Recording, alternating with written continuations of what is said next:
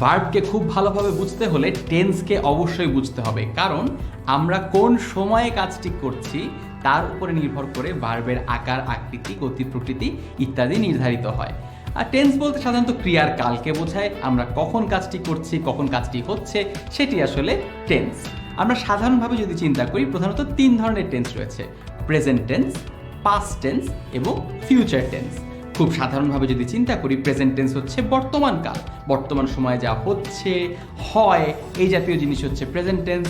Past tense হচ্ছে অতীতকাল, যেটা আগে হয়েছে, হয়েছিল, হতো, এরকম যদি বোঝায় তাহলে সেটা পাস্ট টেন্স। আর ফিউচার টেন্স হচ্ছে ভবিষ্যতে হবে এরকম কোনো সিচুয়েশন। এই প্রত্যেকটি টেন্সেরই আবার 4টা করে ক্লাসিফিকেশন আছে: ইনডেফিনিট, কন্টিনিউয়াস, পারফেক্ট এবং পারফেক্ট কন্টিনিউয়াস। অর্থাৎ আমি যদি ভেঙে ভেঙে বলি তাহলে টোটাল 12টা কম্বিনেশন আমরা পেয়ে যাব: present indefinite, present continuous, present perfect continuous, past indefinite, past continuous, past perfect continuous, future indefinite, future continuous, future perfect এবং ফিউচার পারফেক্ট কন্টিনিউয়াস। টোটাল 12টা ক্লাসিফিকেশন আমরা পেয়ে যাব। পরবর্তী ভিডিওগুলোতে আমরা প্রত্যেকটা টেন্স সম্পর্কে বিস্তারিত জানবো। ভয় পাবার একদম কোনো কারণ নেই। ব্যাপারগুলো দেখতে একটু জটিল মনে হলো, আসলে খুবই সিম্পল। আমরা রুল না দেখে যদি এক্সাম্পল দেখে শুরু করি তাহলে ব্যাপারটা খুব সহজ হয়ে যাবে। অল দি ইনডেফিনিট টেন্সেস, আমরা আমাদের স্কুলে যে কাজটা করতাম তা হচ্ছে প্রেজেন্ট টেন্সের সবগুলি ক্লাসিফিকেশন আগে শিখতাম, তারপরে পাস্ট টেন্সের সবগুলি ক্লাসিফিকেশন শিখতাম, তারপরে ফিউচার টেন্সের সবগুলি ক্লাসিফিকেশন শিখতাম। আমরা একটু উল্টাভাবে করি। কেমন? আমরা ইনডেফিনিট টেন্সগুলি আগে শিখবো, তারপরে কন্টিনিউয়াস টেন্সগুলি আগে তারপরে শিখবো, তারপরে পারফেক্ট টেন্সগুলো শিখবো, তারপর পারফেক্ট কন্টিনিউয়াস টেন্সগুলো শিখবো। সো এই ভিডিওতে সবগুলো ইনডেফিনিট টেন্স কিভাবে করে কাজ করে, অর্থাৎ প্রেজেন্ট ইনডেফিনিট, পাস্ট ইনডেফিনিট এবং ফিউচার ইনডেফিনিট কিভাবে করে কাজ করে তা আমরা শেখার চেষ্টা করব। সবার আগে আসি present indefinite tense. Present indefinite tense বলতে সাধারণত বোঝায় কোনো একটা কাজ যেটা প্রায়শই হয়ে থাকে, নিয়মিত হয়, সাধারণত হয়, এরকম জিনিসকে এই মুহূর্তে হচ্ছে বা একটু আগে হয়েছিল এরকম না, সাধারণত হয় সেই জিনিসটাকে বোঝায়। অথবা কোনো জিনিসের পার্মানেন্ট অবস্থাকে বোঝাতে পারে। আমি দুটোরই এক্সাম্পল দিই।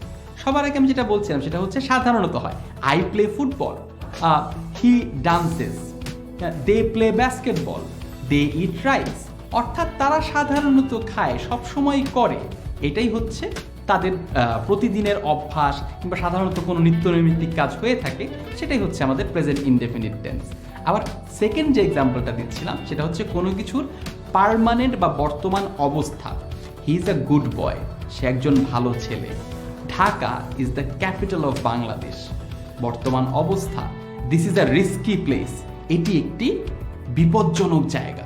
এই প্রত্যেকটা জায়গায় ওই সকল জায়গা, ব্যক্তি বা বস্তুর বর্তমান পার্মানেন্ট অবস্থা বা সেমি পার্মানেন্ট যে অবস্থা, বর্তমান যে অবস্থা বা অবস্থান, সেটি বোঝানো হচ্ছে।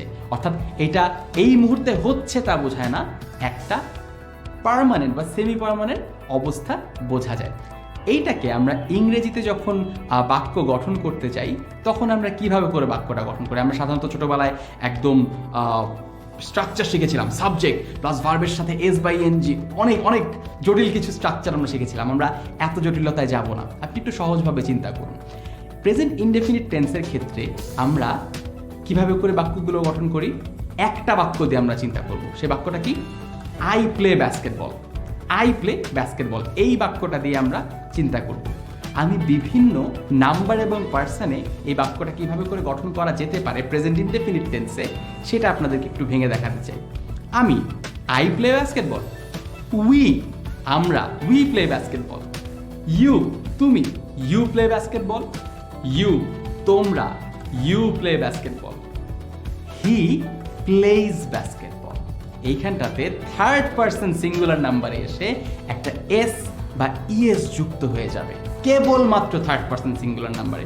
First person singular number, first person plural number, second person singular number, second person plural number, third person plural number, কোথাও এস বাই এস যুক্ত হচ্ছে না, কেবলমাত্র থার্ড পার্সন সিঙ্গুলার নাম্বারে এসে একটা এস বা ইএস যুক্ত হচ্ছে। Ronaldo plays football, Rakib place basketball. So এই প্রত্যেকটা জায়গায় আমরা দেখছি থার্ড পার্সন সিঙ্গুলার নাম্বার যখন ব্যবহৃত হচ্ছে কেবলমাত্র তখনই এস বা ইএস যুক্ত হচ্ছে। ভাইয়া ইএস কখন যুক্ত হবে? কিছু কিছু শব্দ আছে যেটা শেষে এস দিয়ে শেষ হয়, কিংবা এইচ দিয়ে শেষ হয়, যেটার সাথে এস আমরা চাইলে বসালে উচ্চারণ করতে সমস্যা হয়। যেমন আমি যদি বলি যে Ronaldo passes the ball as soon as he receives it, Ronaldo passes the ball, আমি প্যাস কথাটা PASS, এর সাথে যদি আরেকটা এস বসাই আপনি উচ্চারণ করবেন কিভাবে? প্যাস, এভাবে তো উচ্চারণ করতে পারবেন না। তাই এটাকে উচ্চারণ করার জন্য আমরা বলি প্যাসেজ। সো আমরা যদি আরও প্র্যাকটিস করব তখন আমরা দেখব যে কিছু কিছু জায়গায় এস এর পরিবর্তে ইএস যুক্ত হচ্ছে। But most importantly third person singular নাম্বারে এস বা ইএস ভার্বের সঙ্গে যুক্ত হচ্ছে, কোনো অক্সিলারি ভার্বের প্রয়োজন হচ্ছে না। যেই মেইন ভার্বটা আছে সেই মেইন ভার্ব দিয়ে কাজ চলে যাচ্ছে। এত সিম্পল আমাদের প্রেজেন্ট ইনডেফিনিট টেন্স। এর থেকেও সিম্পল পাস্ট ইনডেফিনিট টেন্স। এইখানটাতে ওই পার্সন এবং নাম্বারে ভার্ব পরিবর্তিতই হচ্ছে না। আগে বুঝি পাস্ট ইনডেফিনিট টেন্সটা কি। কোনো একটা কাজ হয়েছিল, এক্স্যাক্টলি কতক্ষণ ধরে হয়েছিল সেটা বোঝাচ্ছে না, কোনো একটা সময় হচ্ছিল সেটা বোঝাচ্ছে না, বোঝাচ্ছে কোনো একটা কাজ হয়েছিল বা কোনো একটা কাজ হতো, এটা যদি বোঝায়। যেমন আমি যদি বলি রোনালদো বাস্কেটবল খেলেছিল, আমরা বাস্কেটবল খেলেছিলাম, we played basketball, Ronaldo played basketball, you played basketball, they played basketball. প্রত্যেকটা নাম্বারে প্রত্যেকটা পার্সনে আমরা দেখছি প্লেডই থাকছে, কোথাও প্লেডস হচ্ছে না বা এই ভার্বের আর অন্য কোনো ভার্সন ব্যবহৃত হচ্ছে না। খুবই সিম্পল, আমাদের শুধুমাত্র ভার্বের যে পাস্ট ফর্মটা রয়েছে সেই পাস্ট ফর্মটা ব্যবহার করতে হচ্ছে। আপনি যদি চান খুব জটিল করে একটা সূত্র মুখস্থ করবেন, সেটা শুধুমাত্র জটিলতা বাড়াবে। এক্সাম্পল দিয়ে চিন্তা করুন, তাহলে আপনার লাইফটা একদম ইজি হয়ে যাবে। Future indefinite tense, future indefinite tense বলতে বোঝায় এমন কোনো একটা ঘটনা যেটা ভবিষ্যতে হবে, হতে থাকবে বা এত সময় ধরে হতে থাকবে এমন কিছু বোঝাচ্ছে না, জটিল কিছু নেই, খুবই সিম্পল ফিউচার টেন্স বলে এটাকে এই কারণটাতে যে ভবিষ্যতে কোনো একটা ঘটনা ঘটবে। I will go there, he will go there, বা বাস্কেটবলের উদাহরণ যেহেতু বলছিলাম, I will play basketball, you will play basketball, he will play basketball, they will play basketball. লক্ষ্য করছেন যে প্রত্যেকটা জায়গায় উইল ব্যবহার হচ্ছে। কোনো সাবজেক্ট বা নাম্বারের কারণে, কোনো পার্সনের কারণে এই উইলটা পরিবর্তন হয়ে যাচ্ছে না। একটা সময় ছিল যখন আমরা শ্যাল ব্যবহার করতাম, আই এর ক্ষেত্রে বা উই এর ক্ষেত্রে শ্যাল ব্যবহার করতাম, এখন শ্যালের ব্যবহারটা উঠে গিয়েছে, এখন সব জায়গায় আমরা উইল ব্যবহার করতে পারি। অর্থাৎ ফিউচারের ফিউচার ইনডেফিনিটের যে ব্যবহারটা সেটাও অত্যন্ত সাধারণ, অত্যন্ত সহজ। সেটা হচ্ছে শুধুমাত্র উইল প্লে, অর্থাৎ আমার যে মেইন ভার্বটা রয়েছে তার সঙ্গে শুধুমাত্র উইলটা যোগ করে দিতে হবে। অর্থাৎ সিম্পল যে এক্সাম্পলগুলো রয়েছে সেগুলির মাধ্যমে আপনি শিখতে পারেন, আপনাকে কোনো সূত্র এখানটাতে মুখস্থ করতে হচ্ছে না।